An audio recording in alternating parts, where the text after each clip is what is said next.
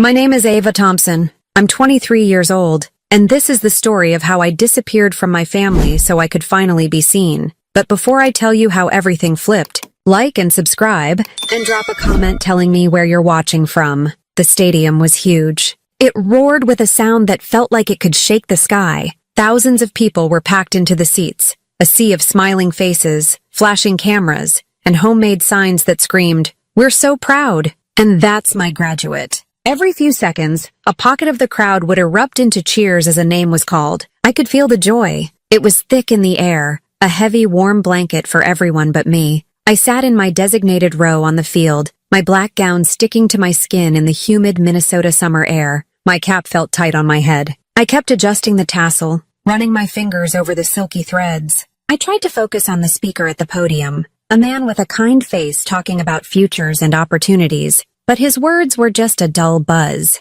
My eyes kept darting to one spot in the stands. Section 104, row 22, seats 12, 13, and 14. They were empty. 3 stark, blue plastic seats. An ugly, gaping hole in the middle of a celebration. My seats. The ones I had reserved for my mom, my dad, and my sister Brooke. I had sent them a picture of the tickets weeks ago. I'd called them the night before, my voice buzzing with an excitement I rarely let myself show. "Big day tomorrow," I'd said. "We know, sweetie. We'll be there," Mom had promised. Wouldn't miss it for the world. But the world, it turned out, was very small. It was the size of my sister's latest crisis. I pulled my phone out from the deep pocket of my gown, my hands trembling slightly. Maybe they were just late. Traffic from their suburb could be bad. Maybe they were looking for parking. Maybe they had gone to the wrong entrance. My mind scrambled for excuses, building a flimsy wall against the cold dread that was starting to seep into my bones. I had one new message. It was from Mom.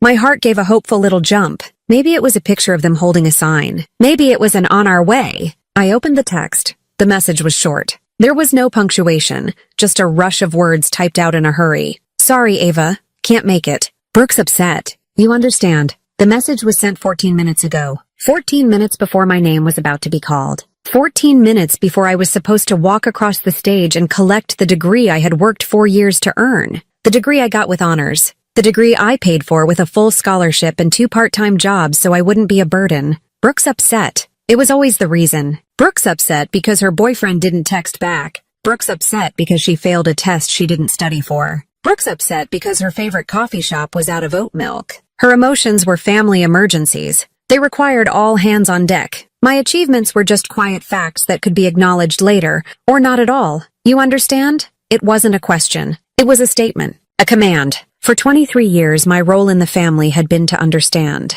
I was the strong one, the stable one, the one who didn't need anything. My feelings were an inconvenience. Brooke's were the center of their universe. Tears pricked my eyes, hot and sharp. I blinked them back fiercely. I would not cry here. Not in front of all these happy strangers and their proud families. I shoved the phone back into my pocket. The cheap plastic felt cold against my skin. Ava Thompson, summa cum laude. My name echoed through the stadium speakers. A few people in my row clapped politely. I stood up, my legs feeling like they were made of wood. I fixed a smile on my face. It felt brittle, like a piece of thin glass. I was afraid it would crack and fall off. I walked toward the stage. Each step felt heavy. I saw the faces in the crowd blurring together. I saw fathers holding up their phones to record, mothers wiping away tears. My eyes went back to row 22 one last time. Still empty. Just 3 blue plastic voids where my family should have been. The dean shook my hand. His grip was firm. "Congratulations, Ms. Thompson," he said, his smile genuine.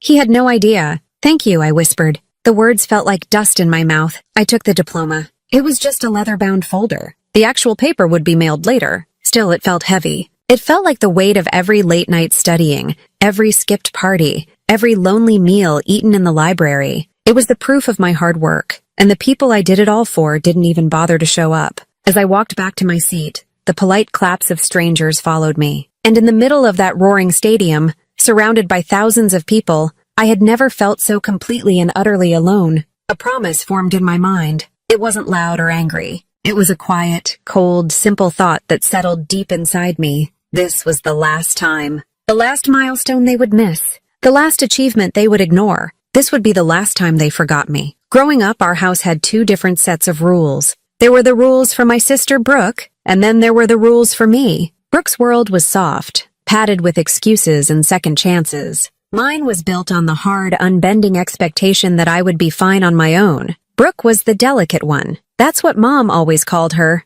She was a year younger than me, but she seemed to demand the emotional energy of a whole household. When Brooke smiled, Mom would clap her hands together and say, "Oh, she's pure sunshine." When she cried, which was often, Dad would rush to her side, his voice low and soothing. "It's okay, sweet girl. You're just sensitive." Her sensitivity was a shield. It protected her from consequences. When she was 7, she broke Mom's favorite porcelain vase. I watched her do it. She was trying to balance on one foot on the living room couch and knocked it right off the mantelpiece. When Mom came in and saw the shattered pieces, Brooke burst into tears, pointing a trembling finger at me. "Ava pushed me," she wailed. I was stunned into silence. I hadn't been anywhere near her, but my parents rushed to comfort Brooke, shushing her sobs while shooting me a look of deep disappointment. I was told to go to my room. I was the older sister. I should have been more careful. My quiet denial was drowned out by her loud, theatrical tears. That was the day I learned a crucial lesson. In our family, the loudest pain always won.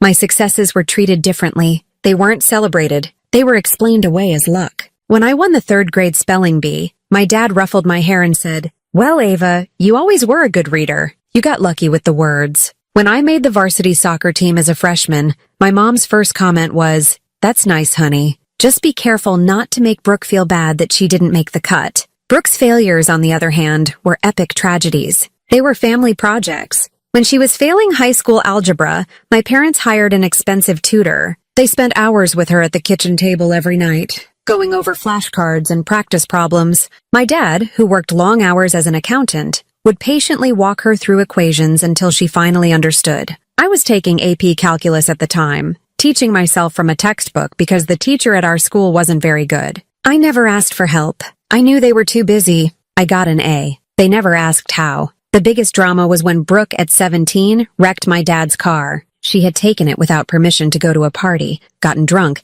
and hit a parked car a block from our house. The police brought her home. I remember standing at the top of the stairs, watching my parents wrap her in a blanket while she sobbed about how scared she was. There was no anger, only relief that she was okay. The family conversation for the next month revolved around Brooke's emotional trauma. Her poor judgment was reframed as a cry for help. My dad had to take a second mortgage on the house to cover the costs. That year, for my 17th birthday, I had asked for a used laptop for school. My parents told me money was tight. "You understand, Ava? We're in a bit of a jam right now." I understood. I always did. I saved up money from my summer job at the local diner and bought one myself. The ultimate test came during my senior year of high school. The acceptance letters for college started arriving. I was a nervous wreck, but I tried not to show it. I knew any anxiety I displayed would be seen as an unnecessary burden. Brooke, a junior, was already spiraling about her own future prospects. One afternoon, a large, official-looking envelope came in the mail. It was from the University of Minnesota.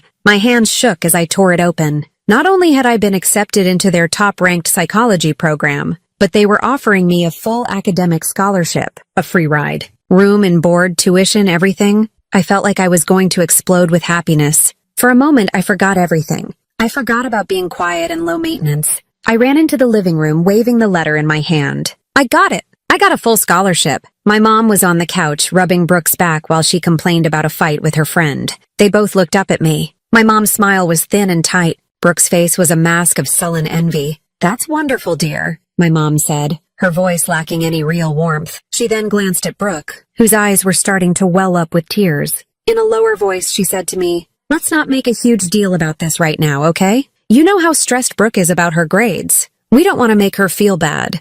The joy drained out of me, leaving a cold, hollow feeling in its place. My greatest achievement had to be hidden. It had to be whispered, so it wouldn't upset my delicate sister. I was supposed to shrink myself to make her feel bigger, so I did. I stopped talking about the scholarship. I stopped sharing good news. When I won an award for a research paper in my sophomore year of college, I didn't even tell them. When I made the dean's list for the 6th semester in a row, the certificate went straight into a drawer. I learned to celebrate myself, by myself. It was lonely, but it was safer than the sting of their indifference. I kept a small, stubborn flame of hope alive, though. I thought graduation would be different. A university graduation was a big deal, right? It wasn't just a spelling bee or a good grade. It was a tangible public event, a finish line. I thought, foolishly, that this would be the one thing they couldn't downplay or ignore. This would be the day they would finally look at me, just me, and say, "We're proud of you." I never stopped hoping they would notice me, until the day they proved they never would. Graduation day was supposed to be mine.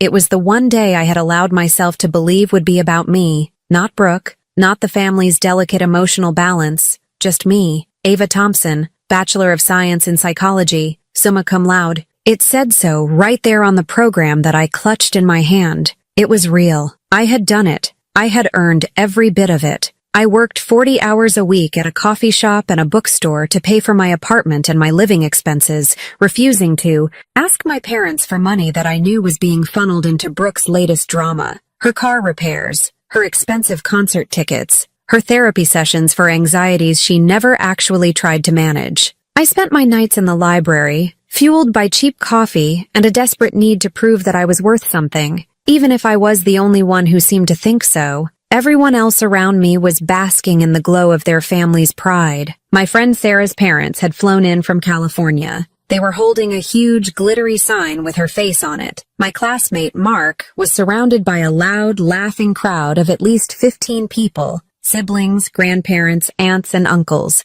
They were all wearing shirts that said Mark's Crew. I scanned the crowd again. Section 104, row 22. The 3 empty seats seemed to mock me. They were a physical manifestation of my place in my own family. A blank space, an afterthought. Mom's text message burned in my mind. Brooke's upset. You understand. I tried to imagine the scene at home. Brooke, probably crying in her bedroom because her on-again, off-again boyfriend, Tyler, had looked at another girl's Instagram story. My mom would be sitting on the edge of her bed, stroking her hair, whispering comforting words. My dad would be downstairs, pacing anxiously, trying to figure out a way to fix it. Maybe he'd offer to buy her something, or take her out for ice cream, as if she were still a child. My graduation, a once-in-a-lifetime event, couldn't compete with that. It wasn't a crisis. It was just a success. And in our family, success was quiet and self-sufficient. It didn't need an audience. After the ceremony,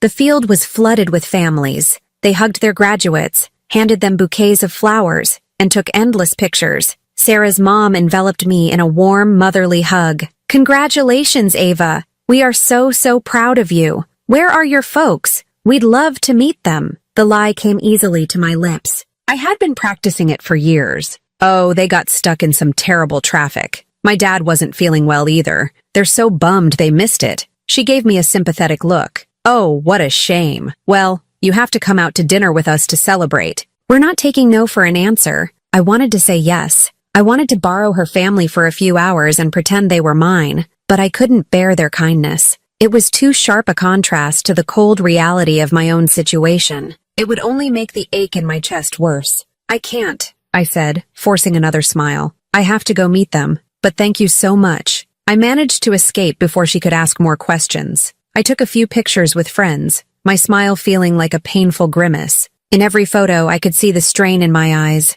I looked like a ghost at my own party. I walked back to my small, off-campus apartment alone. The city was alive with celebration. Cars honked, and people in graduation gowns filled the sidewalks with their families. I felt invisible, like I was watching the world through a thick pane of glass. My apartment was quiet. The silence was a physical weight. I dropped my keys on the small table by the door and slid out of my gown, letting it fall into a black puddle on the floor. I looked at myself in the cheap hallway mirror. I was just a girl in a simple dress, holding a diploma holder. There was nothing special about me. All the honors, all the hard work. It felt like it had evaporated the moment I saw those empty chairs. That night, I didn't eat. I didn't call anyone. I sat on the floor of my living room, the diploma still in its fancy leather folder on my lap. I didn't open it. I scrolled through my phone, looking at the pictures from the day. There I was, smiling with Sarah, smiling with Mark, smiling with my favorite professor. In every shot, my eyes looked hollow.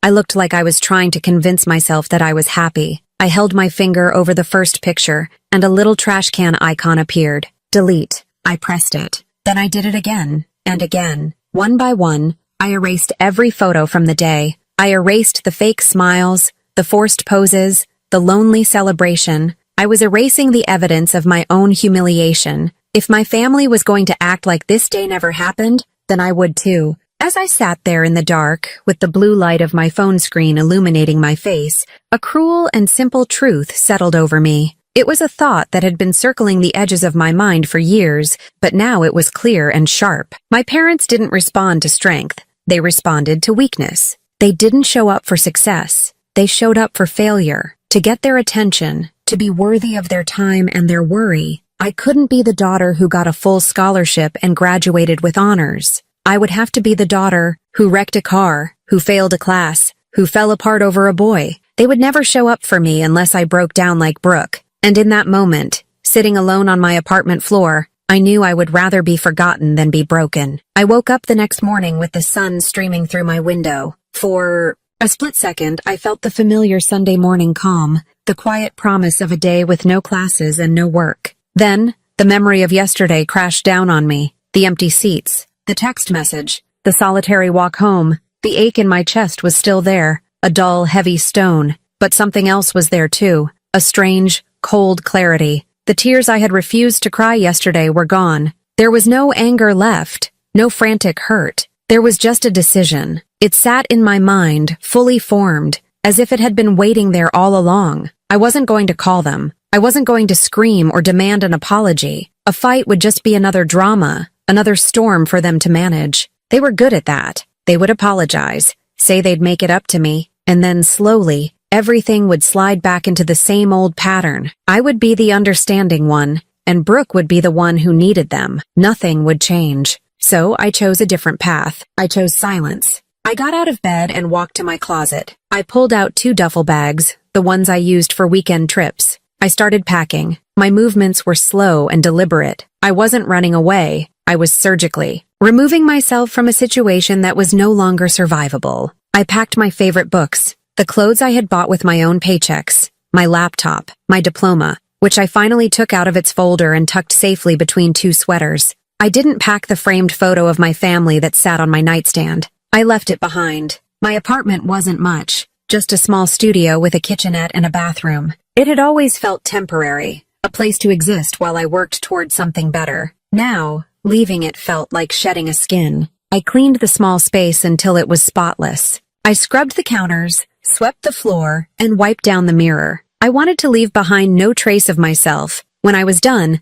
the place looked sterile and impersonal, like it had the day I moved in. The only thing left was the keys on the kitchen counter and a single piece of paper next to them. I had spent a long time thinking about what to write. I could have filled pages with my anger and my pain. I could have listed every forgotten birthday, every downplayed achievement, every time I was told to be quiet so I wouldn't upset Brooke. But I didn't. They didn't deserve that much of my energy. Instead, I wrote one short sentence in clean, clear script. Thanks for teaching me how to survive without anyone. It was the truth. Their neglect had been a cruel but effective teacher. They had accidentally trained me for this exact moment. They had made me so self-reliant that I no longer needed them at all. I took one last look around the empty apartment. No tears, no regrets, just the quiet hum of the refrigerator and the feeling of a chapter closing. I carried my bags to my 10-year-old Honda Civic, the one I had bought with my own savings. The engine turned over with a familiar, comforting rumble. I didn't have a destination in mind.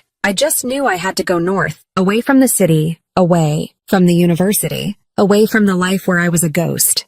I drove for 2 hours, watching the Minneapolis skyline shrink in my rearview mirror until it was gone. The landscape flattened out into fields and trees. I felt my shoulders, which had been tight with tension for as long as I could remember, start to relax. I passed a sign that said, "Welcome to Brainerd. Population, 14,395. It seemed as good a place as any. Brainerd was a small town with a quiet main street, a few local diners, and a sense of calm that felt a world away from my life. I found a small second-floor apartment for rent above a hardware store. The rent was cheap. I paid the first month's deposit in cash. The next day, I walked down the street and saw a help wanted sign in the window of a cozy-looking bookstore called the Birchwood Nook. I walked in. An hour later, I had a part-time job, shelving books, running the cash register, breathing in the smell of paper and ink. It was simple. It was quiet. It was perfect. For 3 days, I lived in a bubble of peaceful anonymity. I woke up, I went to work, I bought groceries, I came home to my empty apartment. I read books. I went for long walks by the lake. I felt myself breathing deeply for the first time in years. I felt lighter. My phone stayed silent. No calls, no texts. For 3 days, they didn't notice I was gone. The thought should have hurt, but it didn't. It just confirmed that I had made the right choice. My absence was as unnoticeable as my presence had been. Then, on the evening of the 4th day, as I was sitting on my floor eating a sandwich for dinner, my phone finally rang. The screen lit up with a picture of my mom. My heart started to pound. For a moment, I considered not answering, but I knew I had to. This was the next step. I took a deep breath and swiped to accept the call. Ava? Oh, thank God. Ava, where are you? My mom's voice was a frantic rush of air through the speaker. It was shaking, laced with a panic I hadn't heard since the time Brooke had gotten lost at the mall when she was 6. For a split second, a bitter, childish part of me felt a flicker of satisfaction. So, they had finally noticed the empty space where I was supposed to be. I didn't say anything. I just listened to her breathe, her panic filling the silence.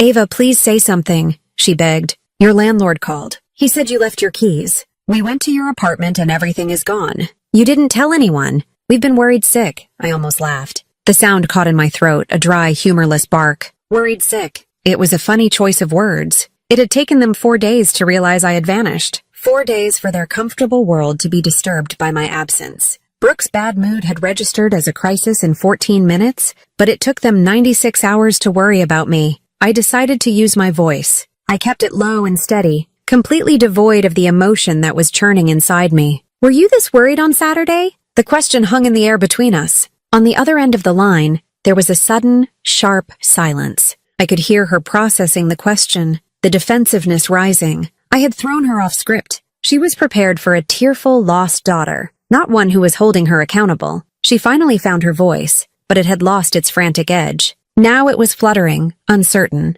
Sweetheart, we already told you. Brooke had a terrible panic attack. Her boyfriend, Tyler, he broke up with her. It was a whole thing. She was a complete mess. We had to be there for her. Her words painted a picture I knew all too well. Brooke sobbing on the living room couch. My mom and dad hovering over her, their faces etched with concern. Their entire day, their entire world, revolving around her broken heart. A 22-year-old woman's breakup was a 5-alarm fire. A 23-year-old woman's college graduation was an optional event. The old Ava would have said, I understand. The old Ava would have swallowed her own hurt to make room for Brooke's. But the old Ava was gone. I had left her behind in that empty apartment. You chose to, I said. The words were quiet, but they felt like steel. What? She stammered. You didn't have to be there, I clarified, my voice remaining unnervingly calm. You chose to. You chose her tantrum over my graduation. You've been making that same choice my entire life. There was a muffled sound on the other end,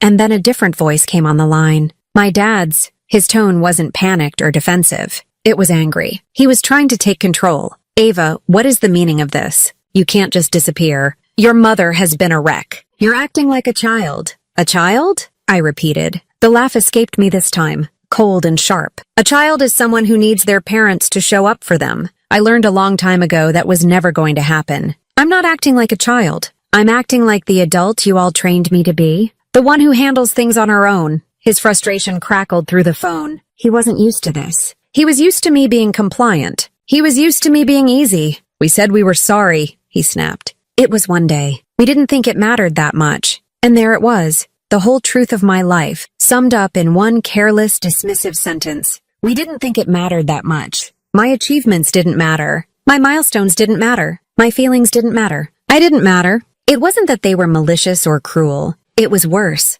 It was a complete, profound indifference. They hadn't intentionally hurt me. They just hadn't considered me at all. Something inside me clicked shut. A door, locking quietly but firmly. There was nothing more to say. There was no argument I could win, because we weren't even playing the same game. In their eyes, I was unreasonable. In my eyes, I was finally seeing clearly. Without another word, I hung up. I pressed the red button on my screen and ended the call. The silence that followed was different from the peace I had felt for the past few days. This was a new kind of silence. It was the silence of a boundary being drawn. The silence of an argument I refused to have. For once in my life, I didn't explain myself. I didn't justify my feelings. I didn't try to make them understand. I let my silence answer for me. And it was the most powerful thing I had ever said. The days after that final phone call were strange. The silence from my family was no longer a question mark. It was a definitive statement. I had drawn a line, and for the first time they seemed to be respecting it, likely out of shock or anger rather than understanding.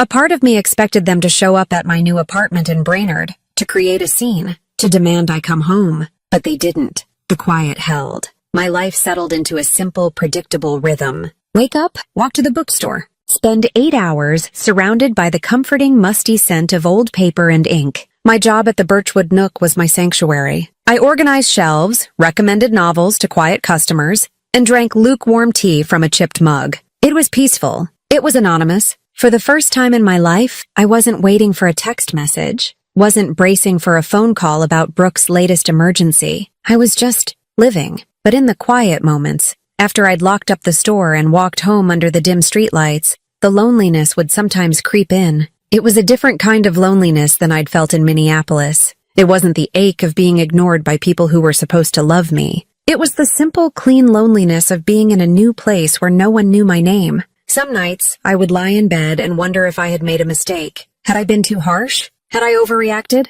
The years of conditioning, of being the understanding one, were a hard habit to break. I had to constantly remind myself of the empty seats, of the casual, crushing dismissal in my father's voice. We didn't think it mattered that much. That sentence was my anchor. It kept me from drifting back to them. About 2 weeks into my new life, a man started coming into the store every afternoon. He was elderly, probably in his late 70s, with a shock of white hair and bright, intelligent eyes behind thick-rimmed glasses. He always wore a tweed jacket, even as the weather warmed, and he walked with a slight, scholarly stoop. He would browse the psychology and history sections for an hour, pick one book, pay for it with a polite nod, and leave. One rainy Tuesday, the store was empty, except for the two of us. I was at the front counter, trying to mentally calculate if my paycheck would stretch to cover both my rent and a new set of tires for my car. "Excuse me," a soft voice said. I looked up. It was the man in the tweed jacket. He was holding a copy of a dense academic journal,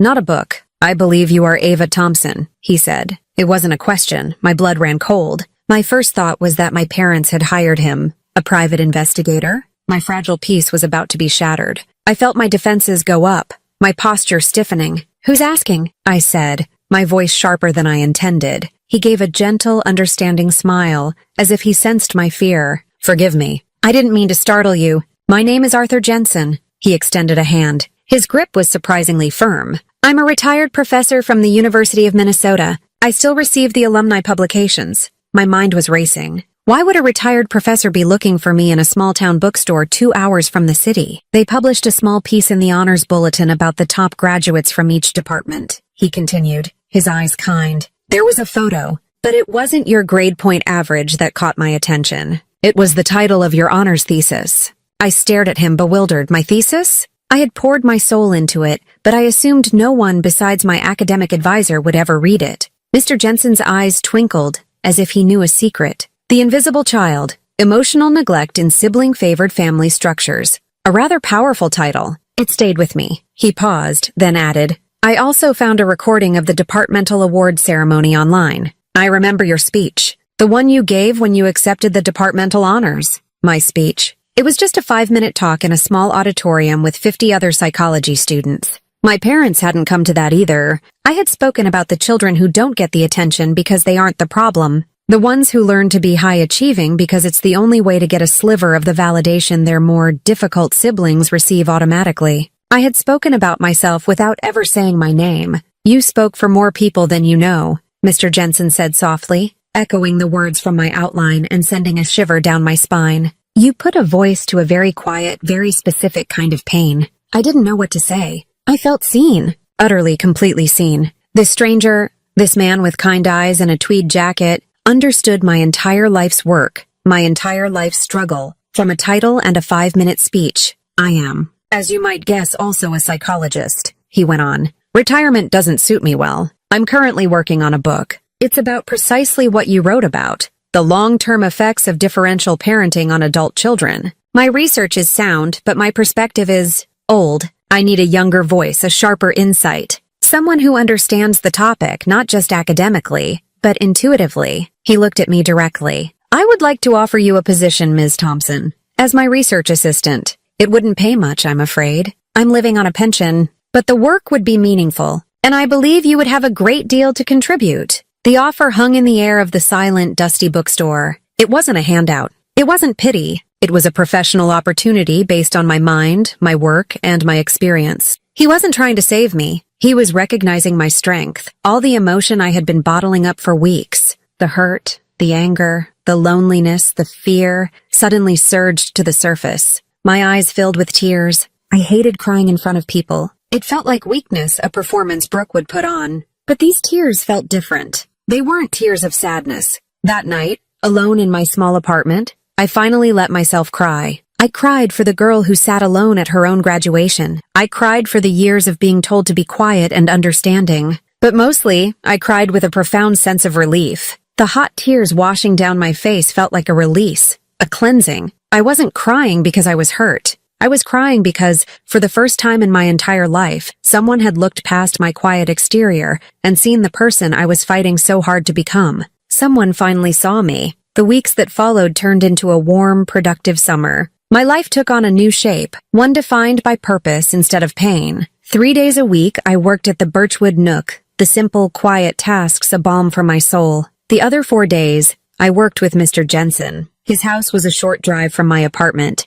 a charming old bungalow filled to the brim with books. They weren't just on shelves. They were in neat stacks on the floor, on side tables, on every available surface. The whole house smelled of old paper, lemon furniture polish, and brewing tea. It became my second sanctuary. Our work together was everything I had dreamed of in my psychology classes. We weren't just reading theories. We were dissecting them, challenging them. He would hand me transcripts of interviews he had conducted over the years, and my job was to find the patterns, the hidden threads of emotion that connected them. I would spend hours reading the stories of other invisible children, and with each one I felt less alone. My own experiences, which had once felt like a unique and personal failure, were now data points in a larger, universal human story. The work was profoundly healing. Mr. Jensen was the mentor I never knew I needed. He listened to my ideas with a serious, focused attention that made me feel like a colleague, not a student. He would challenge my assumptions, push me to dig deeper,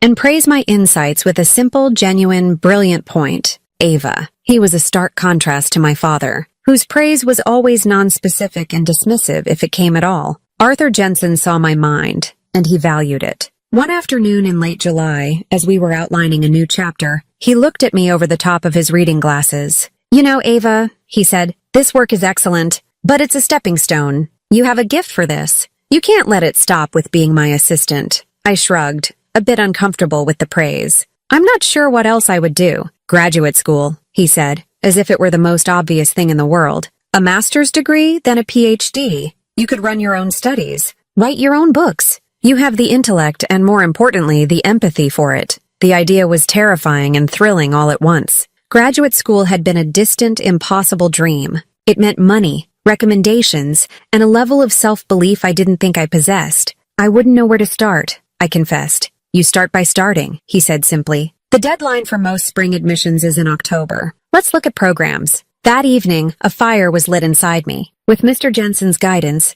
I started the grueling process of applying. I spent late nights polishing my statement of purpose, pouring my story onto the page in a way that was both personal and academic. I studied for the GRE until my head ached. Mr. Jensen wrote me a letter of recommendation that, he assured me with a wink, was glowing. All the while, my old life felt more and more distant. I had muted the Thompson family group chat months ago, but sometimes out of a morbid curiosity, I would tap on it. The notifications were a constant stream of Brooke-centric drama. Mom. Ugh, Brooke's landlord is being so unfair about her security deposit. She's so stressed. Dad, I'll call him tomorrow and sort it out, sweetie. Don't you worry. Followed by a picture of Brooke getting a pedicure, her face in a pout. Mom, a little something to cheer up my baby girl. It didn't hurt anymore. The raw sting of jealousy and neglect had faded into a kind of detached pity. It was like watching a television show where the characters never grew or changed, stuck in an endless loop of manufactured crises and shallow solutions.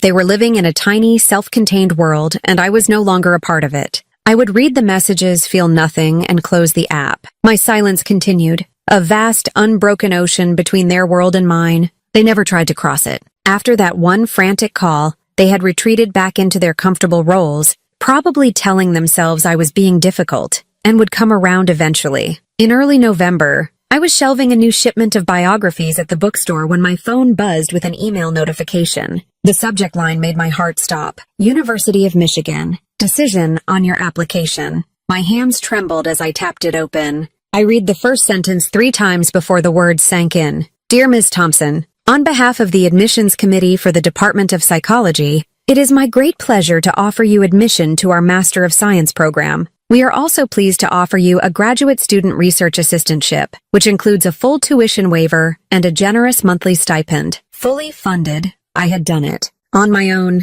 no family connections, no financial help. I had built this. Brick by quiet, determined brick. I sank down onto the small stool behind the counter, the email glowing on my screen, and I felt a surge of pride so pure and so powerful it almost knocked the wind out of me. This was my quiet revenge. It wasn't loud or confrontational. It was the simple, undeniable act of building a life they never thought I could, a life they didn't even know existed. I was stacking my successes like stones in a fortress around the emptiness they had left behind, and I was discovering to my own surprise that I was safe inside. I didn't need them to see it. I didn't need them to approve. The fact that I had done it was enough. The next 3 months were a blur of focused work and quiet goodbyes. Mr. Jensen and I worked tirelessly to organize his research and notes, and he helped me prepare for the transition to graduate school. He was more than a mentor. He had become my family, my biggest cheerleader. His belief in me was a steady, unwavering light. Then, one cold February morning, I received a call from his daughter. Mr. Jensen had passed away peacefully in his sleep. The grief was a deep, physical ache. I had lost the one person who had truly seen me for who I was. His funeral was a small, dignified affair. I sat in a pew at the back of the church, listening to people share stories about his kindness, his sharp wit, and his insatiable curiosity. He had changed so many lives, and I was one of them.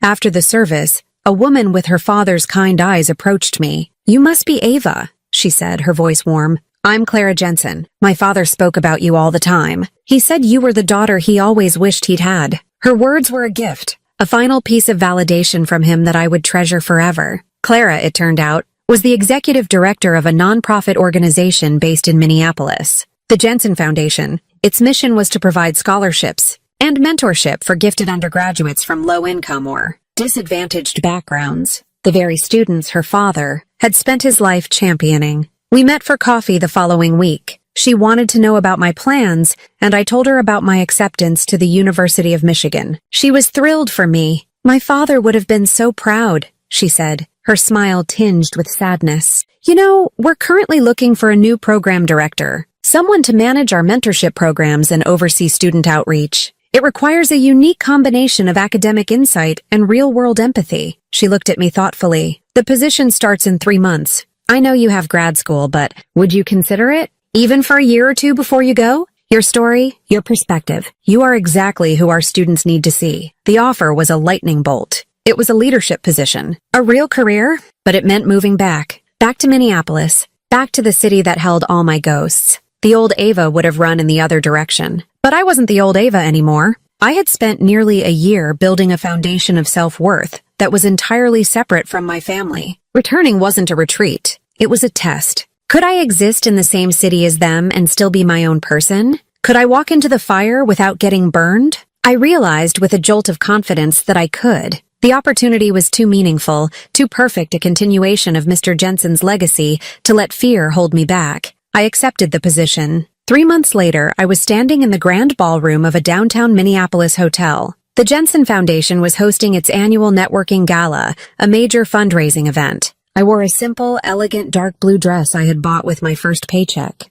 I felt powerful. I felt like I belonged. I spent the first hour talking to donors, to board members, to the bright-eyed students our foundation supported. I was in my element, sharing the stories of our work, feeling the palpable energy of a community dedicated to a good cause. As I was finishing a conversation with a wealthy benefactor, I scanned the crowded room and my heart stopped. There they were, across the ballroom, standing near the silent auction tables. My parents, and between them, Brooke. My mother was in a sparkling dress that looked too tight, my father in an ill-fitting suit. Brooke was leaning against him, looking bored and miserable, whining about what I could only guess was networking fatigue. My father's company must have bought a table at the event. Of all the galas in all the cities, they had to be at this one. For a moment, the air left my lungs. My first instinct was to turn and walk away, to hide in the restroom until they were gone. But then I looked down at my name tag. Ava Thompson, Program Director. I wasn't the invisible daughter anymore. I was a leader in the organization hosting this event. This was my turf. I straightened my shoulders, took a deep, steadying breath, and began to walk toward them. My mother saw me first. Her champagne glass froze halfway to her lips. Her face went pale, her eyes wide with disbelief. She nudged my father, who followed her gaze. He whispered my name like he had seen a ghost. Brooke just looked annoyed that their attention had shifted from her. I stopped a few feet in front of them, a calm, polite smile on my face. "Good evening," I said, my voice even and clear. "Ava?" My mother stammered, looking me up and down. She was taking in the professional dress, the confident posture. This was not the broken child she imagined I had become. What are you doing here?" "I work here," I said simply. "I'm the program director for the foundation." My father's jaw was slack. We thought you dropped out after graduation," he said, the words tumbling out before he could stop them. "You just disappeared. We thought the pressure got to be too much for you." Their assumption that without their non-existent support I would have inevitably failed was so absurd, so perfectly them, that I almost laughed. They had written an entire narrative for my life, one in which I was weak and lost. A cautionary tale. I kept my smile in place. It wasn't brittle anymore. It was real. "No," I said calmly, looking each of them in the eye. "I graduated. And then I just stopped reporting to people who never showed up." Just then, Clara Jensen appeared at my side, placing a warm hand on my arm. "Ava, there you are. I was just telling Councilman Miller about the new mentorship initiative you designed." She smiled brightly, then looked at my family. "Oh, I'm sorry to interrupt. Are these your parents?" The power dynamic in that moment shifted so completely it was almost audible. They were no longer the parents looking down on their disappointing daughter. They were three strangers, standing awkwardly in my professional world, being introduced to my boss. "Yes," I said, my voice smooth as glass. "Clara, I'd like you to meet my mother and father, and my sister Brooke." Their mumbled, awkward hellos were drowned out by the sound of my own quiet victory. They weren't seeing the ghost they expected. They were seeing a woman they didn't know at all, and they were finally seeing what they had lost. The rest of the evening passed in a haze of surreal calm. My parents and Brooke stayed for another 30 minutes, hovering awkwardly at the edge of the room. I watched them from across the ballroom as I spoke with donors and colleagues. I saw my mother whisper furiously to my father, both of them stealing glances at me. They looked lost, like tourists who had wandered into a private party. Brooke just scrolled on her phone, radiating boredom. They left without saying goodbye. I felt nothing but a quiet sense of finality. I went home that night to my new apartment. It was on the 12th floor of a building that overlooked the city, the same city that had felt so cold and hostile a year ago. It wasn't a large or luxurious place, but it was mine. I had chosen the furniture, hung the pictures on the walls, and filled the shelves with my books. It was a space that I had earned. I was buzzing with a strange, unfamiliar energy. It wasn't the triumphant high of a well-executed revenge. It was something quieter, more profound. It was the feeling of a heavy weight being lifted, a weight I hadn't even realized I was still carrying. Seeing them, seeing their shock and confusion, hadn't filled me with glee. It had simply confirmed what I already knew. We were strangers. The family I had so desperately wanted to be a part of had never really existed. My phone buzzed on the kitchen counter, a text message. It was from my mom. My heart gave a familiar little jump of anxiety before I squashed it. I was in control now. I picked up the phone and read the message. "We're proud of you, Ava. We didn't know you'd done so well." A year ago, those words would have been everything I wanted to hear. I would have cried with relief. I would have thought, finally, they see me. Now reading them, I felt a hollow echo. Their pride wasn't for me, the daughter who studied late into the night, who worked 2 jobs, who grieved alone. Their pride was for the woman in the nice dress with the important-sounding job title. Their pride was for the reflection of success they could now see. It was conditional. It was shallow. It was too late. I started to type a reply. My fingers flew across the screen, composing angry, bitter responses. Proud now? Where was that pride when I was sitting alone in a stadium full of cheering families? I deleted it. Too much anger. It's easy to be proud of me now that I'm successful. You were never proud of the struggle. I deleted it. Too much hurt? Thanks, I deleted it. Too dishonest. I put the phone down and walked over to the sliding glass door that led to my small balcony. I stepped out into the cool night air. The city lights of Minneapolis glittered below me, a sprawling carpet of white and gold. The noise of the traffic was a distant, gentle hum. I thought about my graduation day. I had walked out of that stadium feeling like the smallest, most invisible person in this entire city. I had looked at these same lights and felt nothing but crushing loneliness. I had been waiting for an audience of 3 people to applaud me, and their silence had been deafening. But tonight, standing here, I realized I didn't need their applause anymore. I had spent the last year building my own audience. It was an audience of one, Mr. Jensen, who saw my potential before I did. It was an audience of my new colleagues at the foundation, who respected my work. It was an audience of the students I would now be helping, in whom I saw a reflection of myself.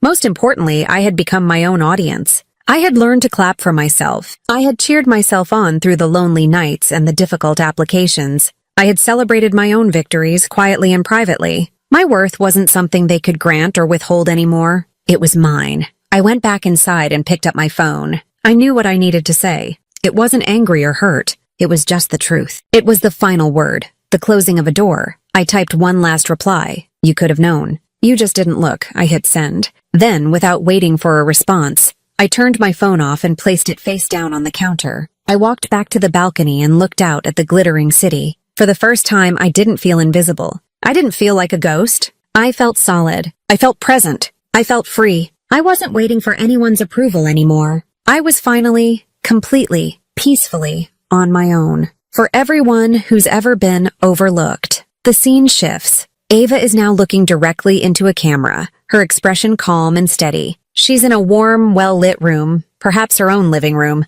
The tone is intimate and direct. I look into the camera, my voice calm and steady. If they forgot you when it mattered most, don't wait for them to remember. Don't shrink yourself to fit into the small space they've left for you. Build the life they'll never stop regretting missing. I smile softly. It's a genuine smile, free of bitterness or regret. If you've ever been the strong one who got ignored, the quiet one who got overlooked, hit that like button. And subscribe if you've learned that sometimes silence isn't weakness. It's the sound of you building a world they can't touch.